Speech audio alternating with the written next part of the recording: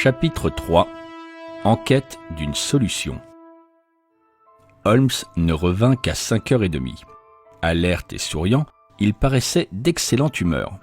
État d'esprit qui alternait chez lui avec des accès de dépression profonde. « Il n'y a pas grand mystère dans cette affaire, » dit-il en prenant la tasse de thé que je venais de lui verser. « Les faits ne semblent admettre qu'une seule explication. »« Quoi ? Vous avez déjà trouvé la solution ? » ?»« Ma foi, ce serait aller trop loin. J'ai découvert un fait significatif, c'est tout. Mais il est très significatif. Il manque encore les détails. Je viens de trouver en effet, en consultant les archives du Times, que le major Sholto de Upper Northwood, ancien officier du 34e régiment d'infanterie, est mort le 28 avril 1882. Je suis peut-être très obtus, Holmes, mais je ne vois rien de significatif en cela. Non ? Vous me surprenez. Eh bien, veuillez considérer les faits que voici. Le capitaine Morstan disparaît. La seule personne qu'il connaissait à Londres est le major Sholto. Or, celui-ci affirme ignorer la présence du capitaine en Angleterre. 4 ans plus tard, Sholto meurt. Dans la semaine qui suit sa mort, la fille du capitaine Morstan reçoit un présent d'une grande valeur, lequel se répète chaque année. La lettre d'aujourd'hui la décrit comme victime d'une injustice. Or, cette jeune femme a-t-elle subi d'autres préjudices que la disparition de son père ? Et pourquoi les cadeaux commencent-ils immédiatement après la mort de Sholto ? Sinon parce que son héritier, sachant quelque chose, veut réparer un tort, à moins que vous n'ayez une autre théorie qui cadre avec tous ces faits. Tout de même, n'est-ce pas une étrange façon de compenser la disparition d'un père ? Et quelle curieuse manière de procéder ? Pourquoi, d'autre part, écrire cette lettre aujourd'hui, plutôt qu'il y a 6 ans ? Enfin, il est question de réparer une injustice. Comment ? En lui rendant son père ? On ne peut admettre qu'il soit encore vivant. Or, cette jeune femme n'est victime d'aucune autre injustice. Il y a des difficultés, mais notre expédition de ce soir les aplanira toutes. Ah, voici un fiacre. Mademoiselle Morstan est à l'intérieur. Êtes-vous prêts ?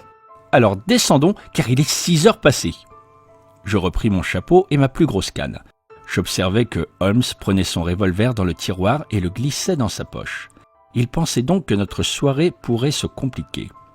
Mademoiselle Morstan était enveloppée d'un manteau sombre. Son visage fin était pâle, mais calme. Il aurait fallu qu'elle fût plus qu'une femme pour ne pas éprouver un malaise devant l'étrange expédition dans laquelle nous nous embarquions. Cependant, elle était très maîtresse d'elle-même, à en juger par les claires réponses qu'elle fit aux questions que Holmes lui posa. « Dans ses lettres, papa parlait beaucoup du major Sholto, dit-elle. Ils devaient être amis intimes, ils s'étaient sans doute trouvés très souvent ensemble puisqu'ils commandaient les troupes des îles Andaman. Pendant que j'y pense, un étrange document a été trouvé dans le bureau de papa. Personne n'a pu le comprendre. Je ne pense pas qu'il soit de la moindre importance. Mais peut-être aimeriez-vous en prendre connaissance ? Le voici. » Holmes déplia soigneusement la feuille de papier et la lissa sur son genou. Puis il l'examina à l'aide de sa loupe. « Le papier a été fabriqué aux Indes, remarqua-t-il. Il fut à un moment épinglé à une planche. Le schéma dessiné semble être le plan d'une partie d'un grand bâtiment pourvu de nombreuses entrées, couloirs et corridors. Une petite croix a été tracée à l'encre rouge. Au-dessus d'elle, il y a 3,37 à partir de la gauche, écrit au crayon.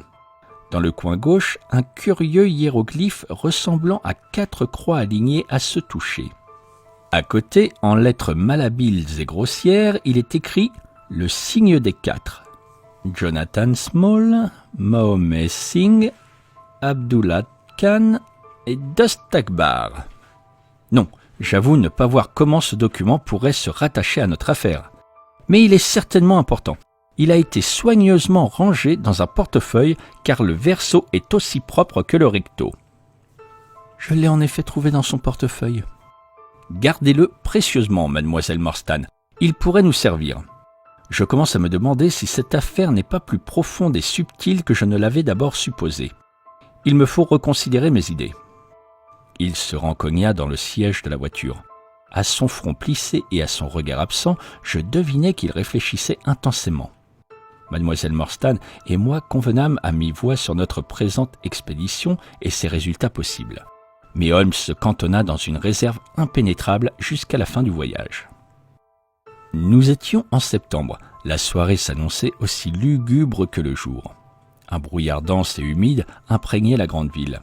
Des nuages couleur de boue se traînaient misérablement au-dessus des rues bourbeuses. Le long du Strand, les lampadaires n'étaient plus que des points de lumière diffuse et détrempés, jetant une faible lueur circulaire sur le pavé gluant. Les lumières jaunes des vitrines éclairaient par places l'atmosphère moite. Il y avait, me semblait-il, quelque chose de fantastique et d'étrange dans cette procession sans fin de visages surgissant un instant pour disparaître ensuite.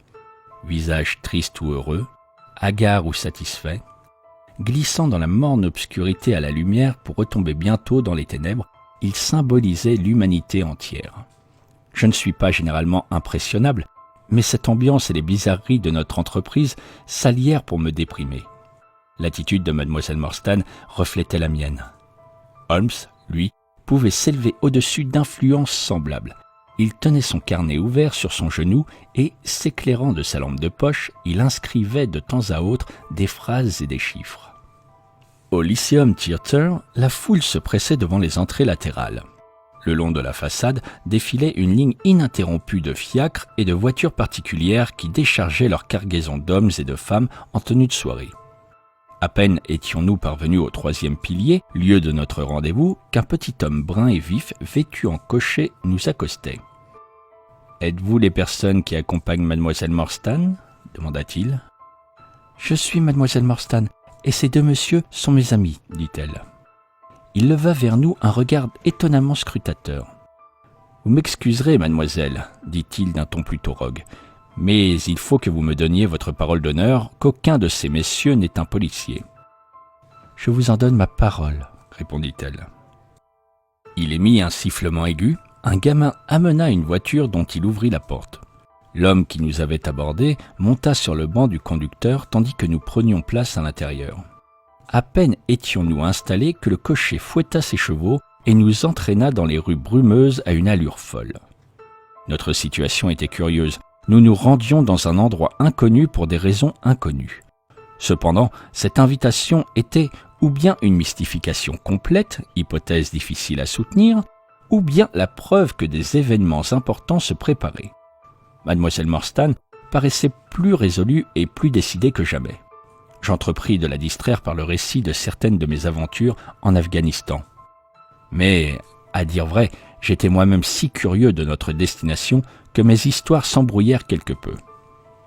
Aujourd'hui encore, elle affirme que je lui ai raconté une émouvante anecdote, selon laquelle la gueule d'un fusil ayant surgi à l'intérieur de ma tente au milieu de la nuit, j'aurais empoigné un fusil de chasse et tiré en cette direction.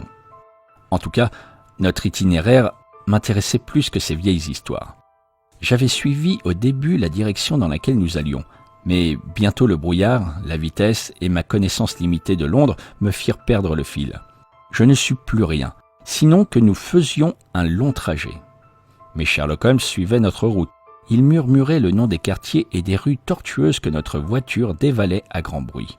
« Rochester Row », dit-il. « Maintenant, Vincent Square. » Nous arrivons sur la route du pont de Vauxhall. Apparemment, nous nous dirigeons du côté de Surrey. Oui, c'est ce que je pensais. Nous sommes sur le pont à présent.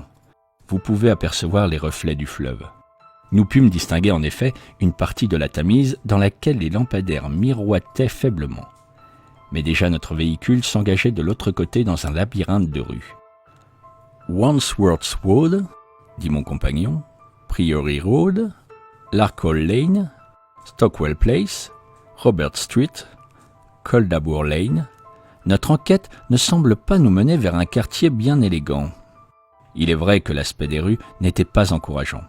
La monotonie des maisons de briques n'était coupée çà et là que par les cafés situés au croisement. Puis apparurent des villas à 2 étages, chacune possédant son jardin miniature.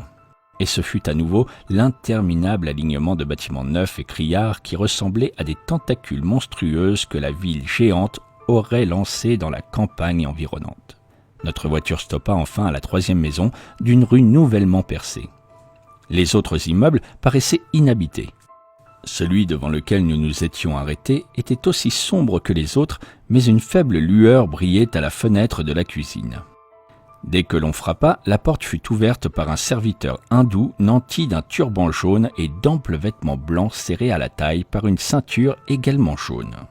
Il y avait quelque chose d'incongru dans cette apparition orientale qui s'encadrait dans la porte d'une banale maison de banlieue. « Le sahib vous attend, dit-il. » Au même moment, une voix pointue et criarde s'éleva de l'intérieur. « Faites-les entrer, Kit Mudgar !» cria-t-elle. « Introduis-les ici tout de suite !»